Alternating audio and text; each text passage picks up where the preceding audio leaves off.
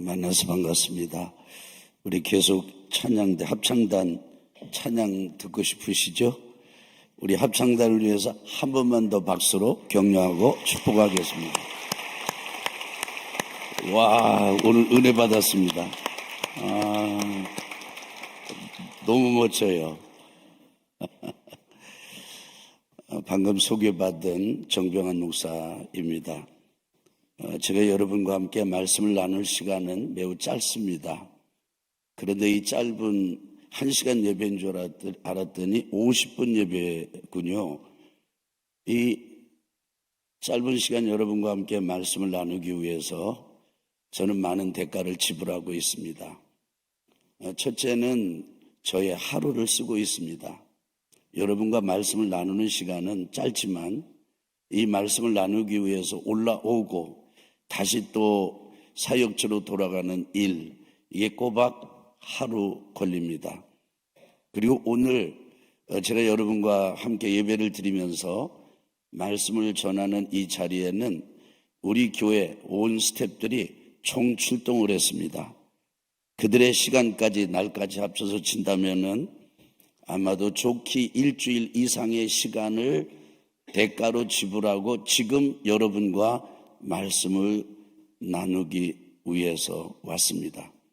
이렇게 말씀을 드리는 이유는 짧은 시간 제가 마음에 있는 얘기를 다 여러분에게 전할 수 있을런지 없을런지는 잘 모르겠지만 여러분에게 단 한마디라도 한 단어라도 여러분의 중심에 꽂히게 된다면 그리고 꽂히기를 꼭 꽂혔으면 하는 바람으로 여러분에게 이런 말씀을 드립니다. 오늘 제가 여러분에게 전하고자 하는 말씀은 시편 1편입니다. 우리 신구약 성경 중에 이 구약에 시편이 있다는 게 얼마나 다행인지 모릅니다. 시편 전체가 150편이 있잖아요. 그런데 오늘 나눌 말씀은 시편 1편입니다. 이 시편 1편은 별명이 있습니다. 시편으로 들어가는 대문이다, 이런 별명이 있고요. 또 다른 별명은 시편의 제목이다, 이런 별명이 있습니다. 그리고 또 다른 별명은 시편의 주제다 라고 하는 별명도 가지고 있습니다. 그러니까 시편 1편을 제대로 이해하면 시편의 문 안에 집 안으로 발을 들여놓을 수 있게 되는 것이죠. 시편을 1편을 알면 시편 전체를 아는 것과 같은 효과가 있습니다. 시편을 1편을 알면 시편 150편 전체의 주제를 꿰뚫어 알 수 있게 된다는 뜻이에요. 그런데 여러분, 이 시편 1편은 작자가 나와 있지 않습니다. 누가 썼는지 나와 있지 않아요. 우리가 책을 보면 책의 머릿말, 이게 중요하고요. 시집을 보면은 그 시집의 첫 번째 나오는 시가 중요합니다. 어느 시집이든지 서시가 중요해요. 이런 점에서 시편 1편은 시편 전체의 서시와 같고 이런 시편 1편이 복 있는 사람으로 시작합니다. 그런데 복 있는 사람은 보니까 어떤 사람을 복 있는 사람이라고 부릅니까? 여러분은 복 있는 사람이 어떤 사람이 복 있는 사람이라고 생각하십니까? 근데 이 시편 1편을 쓴 이 시편 기자는 전통적으로 다윗이라고 이해하고 있습니다. 근데 다윗으로 우리가 이해를 하든 그냥 우리가 통칭해서 시편 기자로 부르든 이 시편 1편을 쓴 시편 기자는 복 있는 사람은 이런 사람이다, 자질구레 설명을 하지 않습니다. 개념을 규정하지도 않습니다. 그림 한 장 이미지로 복 있는 사람은 이런 사람이야 딱 포착해냅니다. 그 이미지가 뭐냐면 시냇가에 심은 나무입니다. 어떤 사람이 복 있는 사람이냐? 시냇가에 심은 나무처럼 사는 사람이다. 그러면 복 있는 사람이 있으면 복 없는 사람도 있겠지요? 그런데 시편 1편은 이 시를 쓴 이 시편 기자가 같은 단어를 반복하거나 이렇게 대조적으로 쓰는 이 표현은 의인과 악인만 나누지 복이 있는 사람이라고 표현하고 복이 없는 사람은 이렇다 이렇게 말하지 않습니다. 복 있는 사람과 대척점에 있는 복 없는 사람은 악인입니다. 그런데 그 악인, 복 없는 사람은 어떻게 사느냐 하면 그것도 그림 언어로 딱 하나로 집어내요. 그것은 한번 따라해 보시겠습니까? 바람에 나는 겨. 여러분, 복 있는 사람은 어떤 사람이냐? 시냇가에 심은 나무같이 사는 사람이고, 복 없는 사람은 어떤 사람이냐? 바람에 나는 겨와 같이 사는 사람입니다.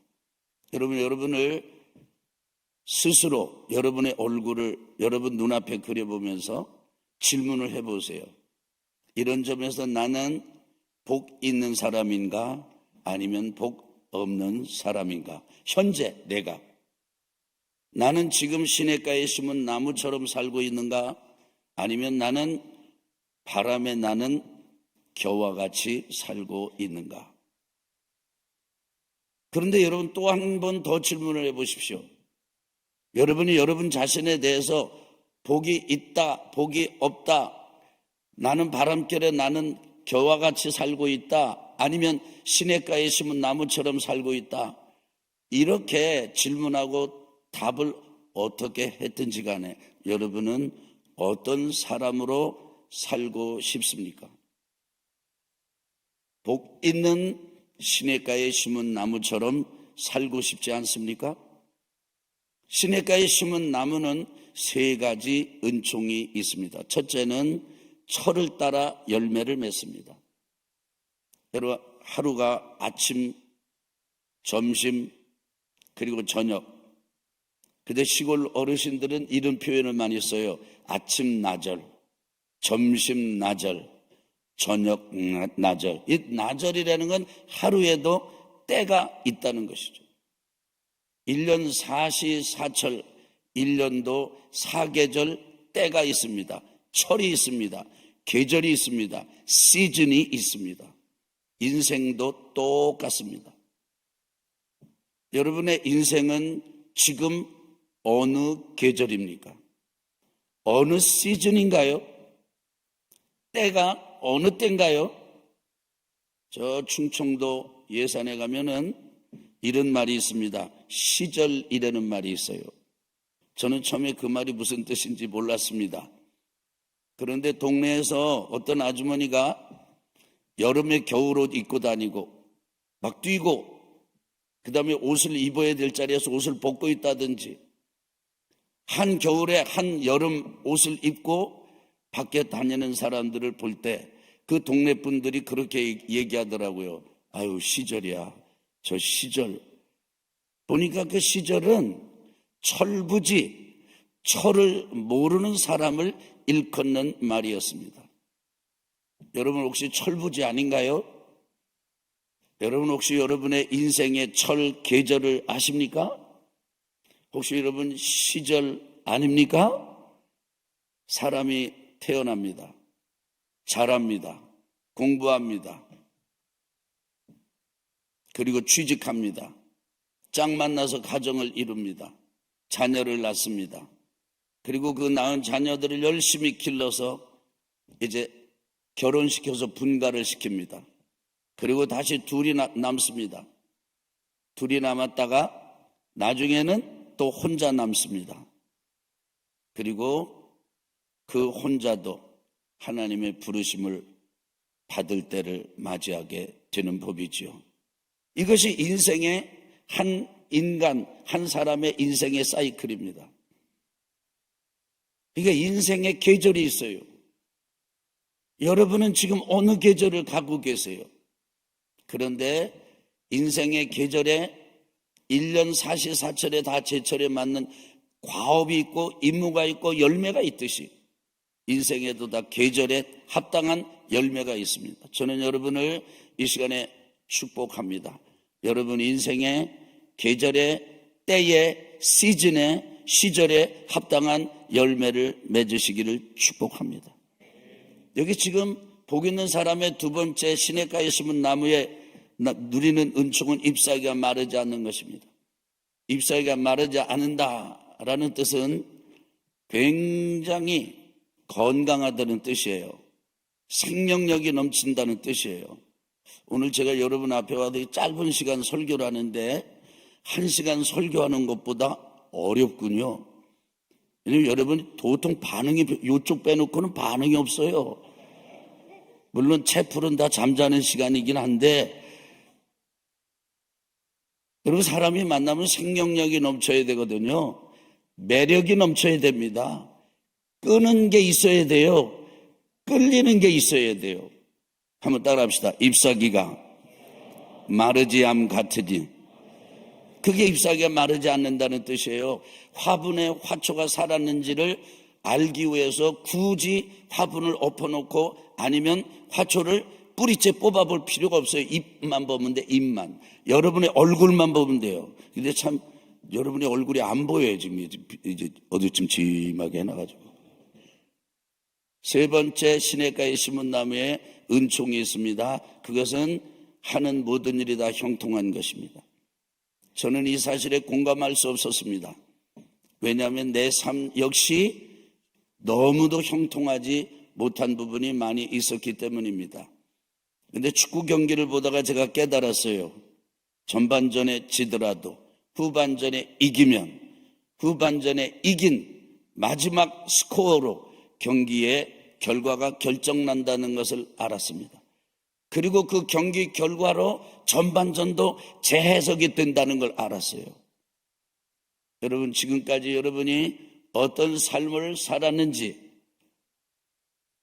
그것과 상관없이 이제부터 혹 여러분이 여러분의 삶을 살다가 뒤엉킨 것 같고 스텝이 엉킨 것 같은 그런 지경을 걷게 되더라도 절대로 그것이 여러분의 인생의 결산이 아니고 그것이 여러분의 인생의 마지막이 아니라 그것을 역전시켜서 마지막에 여러분이 주님과 함께 말씀과 함께 온전하게 살게 된다면 그것으로 여러분의 인생은 재해석될 것이고, 그리고 전반전에 지다가 후반전에 이기는 경기처럼 드라마틱하고 스토리가 될 것입니다. 전반전에도 이기고 후반전에도 이기고, 이건 밋밋해요. 이야기가 안 돼요. 감동이 없어요. 그런데 전반전에 진짜 치다가 누가 봐도 치다가 와 끝났는데, 후반전에 전반전만 해도 다 졌는데, 근데 후반전 끝에 가서 경기를 뒤집어 버리면 사람들은 열광합니다. 그 경기에 사람들은 심장이 떨립니다. 감동을 받습니다. 이것이 하는 모든 일이 다 형통한 것이죠. 여러분, 저는 여러분을 축복합니다. 여러분들이 이렇게 시냇가에 심은 나무와 같이 세 가지 은총을 누리는 복 있는 사람이 되시기를 축원합니다. 자, 그렇다면 복 있는 이런 사람이 되기 위해서 우리는 그냥 가만히 있으면 될까요? 아닙니다. 결단을 해야 됩니다. 두 가지 결단을 해야 됩니다. 첫째는 하지 않겠다는 결단입니다. 세 가지 하지 않겠다는 결단을 해야 돼요. 자, 저를 보세요. 저를 보세요. 지금까지 안 들었어도 지금은 들어야 돼요. 이건 들어야 돼. 이거 안 들으면 안 돼. 첫째 먼저 따라합시다. 악인의 꾀를 따르지 아니하며. 누구의 꾀를 따르지 않아요? 악인의 꾀를 따르지 않겠다. 이게 첫 번째 결단이에요. 결정이에요. 꾀가 뭡니까? 아이디어입니다. 악인이 뭡니까? 하나님의 통치를 거부하는 사람들이에요. 하나님의 통치를 거부하는 사람들의 아이디어를 따라 걷지 않겠다. 걷는다는 말은 영어로 WALK, walk 그러잖아요. 두 번째 하지 않겠다는 결단이 있어야 되는데 그건 뭐 따라합시다. 죄인들의 길에 서지 아니하며.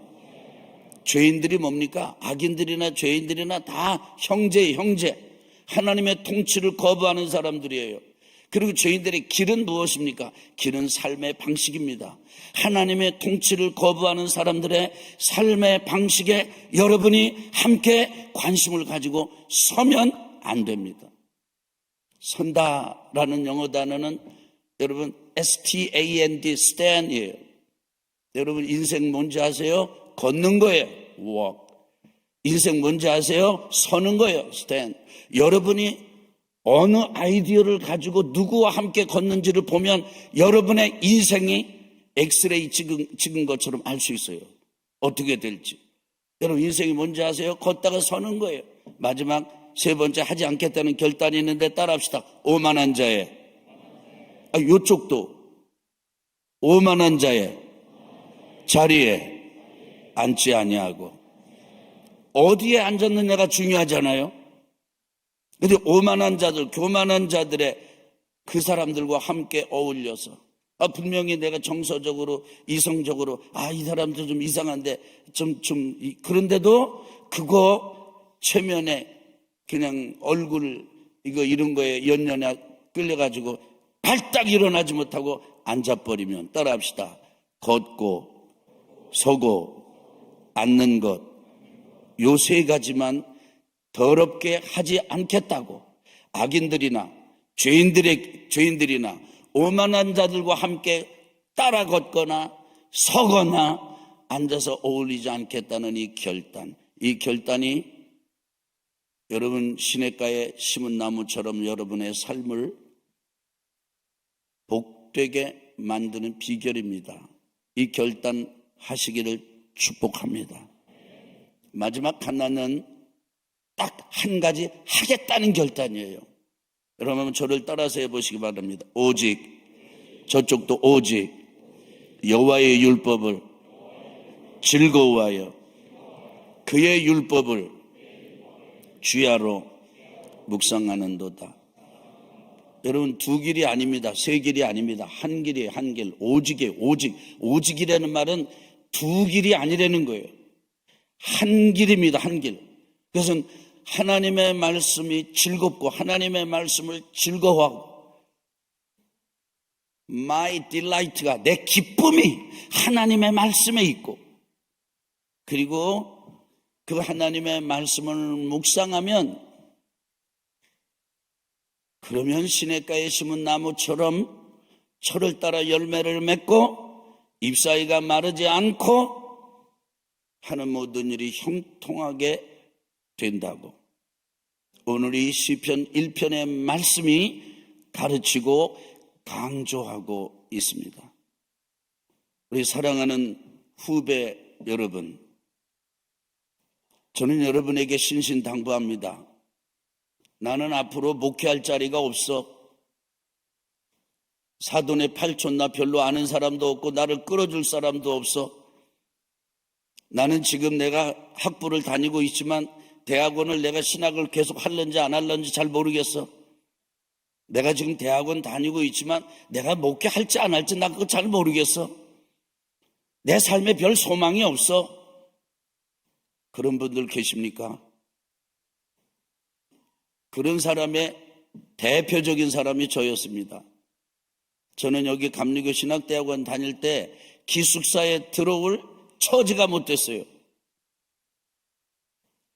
친구들 기숙사 방에 꼽살이 껴가지고 밤을 보내곤 했는데 어느 날 시내 나갔다가 돌아와서 들어와 봤더니 기숙사 문이 딱 잠겼어요. 친구가 간 거에 잠궈 놓고 잘 때를 잃어버렸습니다. 그래서 저기 삼각산에 가서 기도하고 밤 꼬박 새고 다시 그 다음날 와서 공부한 적이 있습니다. 저는 제 형제 중에, 부모 중에 믿는 사람이 아무도 없었어요. 우리 집에서도 크리스찬이 저 혼자예요. 협조적인 사람이 아무도 없었어요.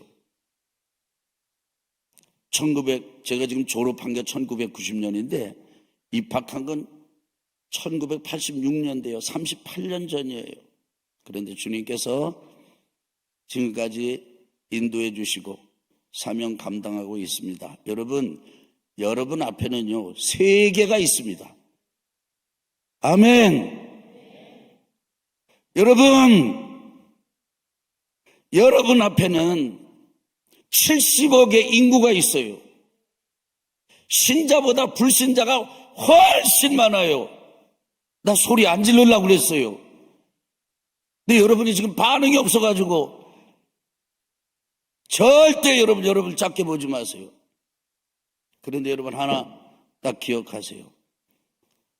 여러분이 하나님의 말씀을 기뻐하고 묵상하는 삶을 살게 되면 자연히 악인의 꾀 따르지 않게 될 것이고 죄인의 길에 서지 않게 될 것이고 오만한 자들과 어울리지 않게 될 거예요. 견딜 수가 없게 될 거예요.